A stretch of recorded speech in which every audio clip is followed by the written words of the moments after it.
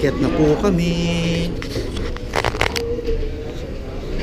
Napakakitid.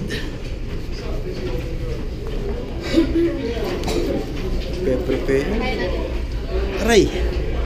Ayan po ang aming aakyatin. Yan. Buti na lang nagpapahit na tayo, no? Yes. Na lang? Yes. Structure.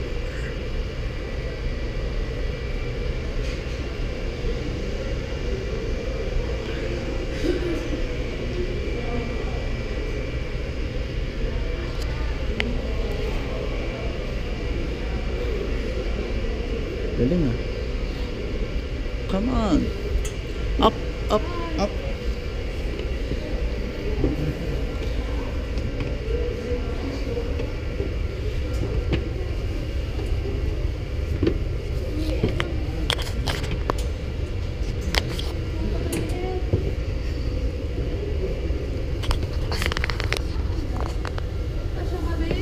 Yes.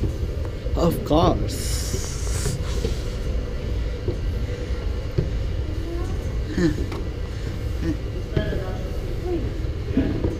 Kaya mo pa?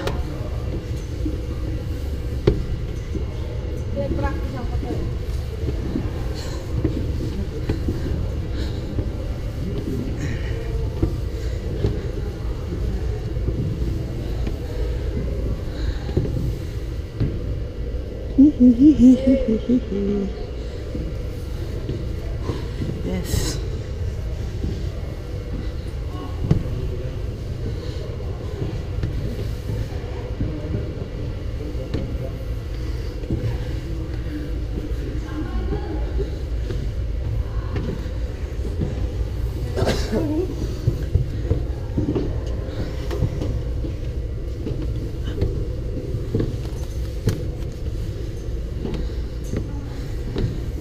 Sige pa.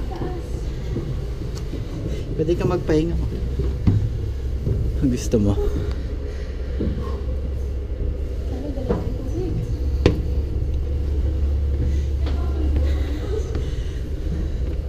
Potang init. Yes, nandiyan na. Tapos na. Yun lang. Oo, nasa kalahati na tayo ng kalahati.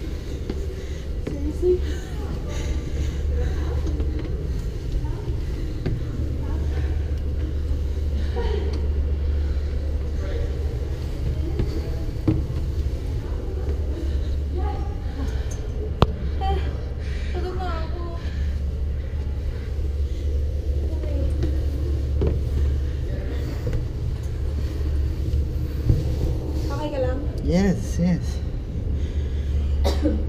Yan po ang aming dinaanan. Okay. Kumakabi ba? Yes.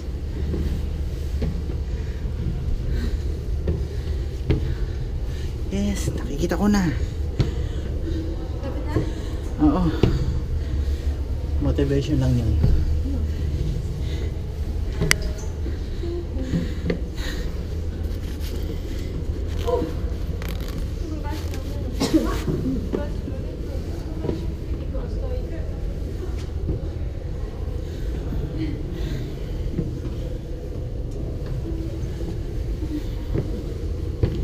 Hindi na medyo nag-diet tayo bago tayo muna dito. No?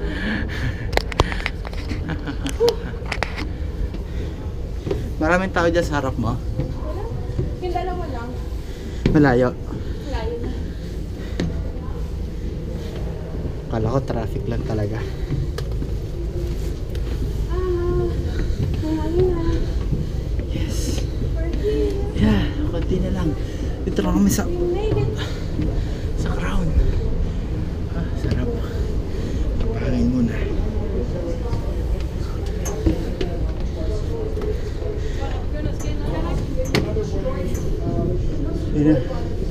Dito na kami.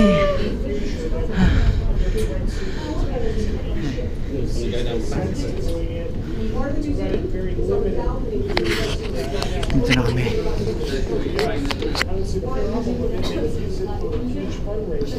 Ranger. second version, hideous portals. The third version, Mr. Orton came along, and we're told they're live. Oh, babe, pahawak. Ikaw naman humawak. Because earlier, Mr. Orton, we knew those hideous portals. Including this beautiful Tiffany glass you see down there. Looks like a genie lamp or a teapot or an elegant one still know what Mr. Bartoli said. Finally, before the restoration, they said, gee, it's leaking, what are we going to do? Active Tens made a 3D prototype of his designs because they couldn't fit technology. Brought his workers from France to America, reconstructed it based on his designs and what he told them so long ago. And what's up there now is a totally different concept. Done by reflection. There's no more internal lights. Just copper, gold-plated, less than 6 ounces of 23.6 karat gold.